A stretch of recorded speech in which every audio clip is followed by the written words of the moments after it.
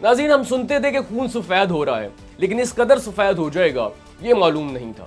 ये वाकया है हैदराबाद के इलाके लतीफाबाद नंबर 5 का, जहां पे संगदिल देवर ने अपनी बीवी और बच्चों के साथ मिलकर बेवा भाभी और उसकी 14 साल मासूम बच्ची को दीवार में चुनवा दिया। और मामला सिर्फ यहां तक नहीं रुका, उसने जुल्म और बेहिसी की वो दास्तान रकम की कि शायद रिश्तेदार एक दूसरे पे आइंदा कभी यकीन ना कर सके। उसने अपनी बेवा भाभी को और मासूम 14 साल भतीजी को न सिर्फ दीवार में चुनवाया, बल्कि जाते हुए बाहर से मेन गेट को भी ताला लगाकर फरार हो गया। उस खातून की और उस बच्ची की किस्मत अच्छी थी कि मोहल्ले वालों ने कई घंटों के बाद उनका सुराग लगा लिया। नाज़रीन, इस वाकये में ड्रामाई मोड़ तब आया जब रात को लाइट गई तो मोहल्ले वालों को शक हुआ कि वो खातून और उसकी बच्ची आज बाहर नहीं निकली, क्योंकि जब लाइट चली जाती थी तो मोहल्ले वाले एक जगह पे इकट्ठे हो जाते थे जब तक लाइट नहीं आती थी। तो जब लाइट गई तो वो खातून अपनी बच्ची के साथ बाहर नहीं निकली, तो उन्हें शक हुआ।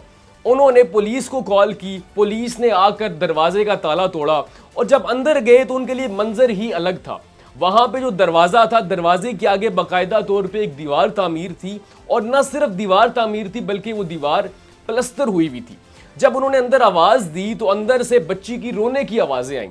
मोहल्ले वालों ने पुलिस के साथ मिलकर हथौड़े की मदद से दीवार को तोड़ा और उस खातून को और उस बच्ची को बाहिफाजत वहां से बाहर निकाला। जब मोहल्ले वालों ने उस खातून को और उस बच्ची को दीवार से बाहर निकाला तो उनकी हालत बड़ी अजीबो गरीब थी, क्योंकि उस कमरे के अंदर ना तो लाइट थी, ना कोई खिड़की थी, ना खाना था।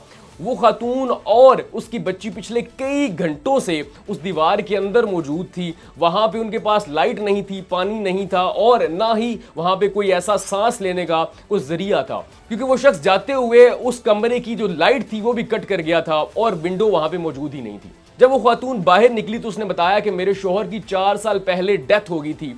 मेरा देवर और उसकी बीवी और उसके बच्चे रोजाना की बुनियाद पर मेरे साथ झगड़ा करते थे। आज भी वो लोग आए, उन्होंने मेरे साथ झगड़ा किया, हमें अंदर बंद किया, बाहर से कमरे का दरवाजा लॉक किया और उसके बाद उसके आगे दीवार तामीर कर दी। न सिर्फ दीवार तामीर की बल्कि उस दीवार को प्लस्तर कर दिया। पुलिस को जब ये मामला पता चला तो उसके बाद उन्होंने छापे मारना शुरू कर दिए उस देवर, उसकी बीवी और उसके बच्चों को गिरफ्तार करने के लिए।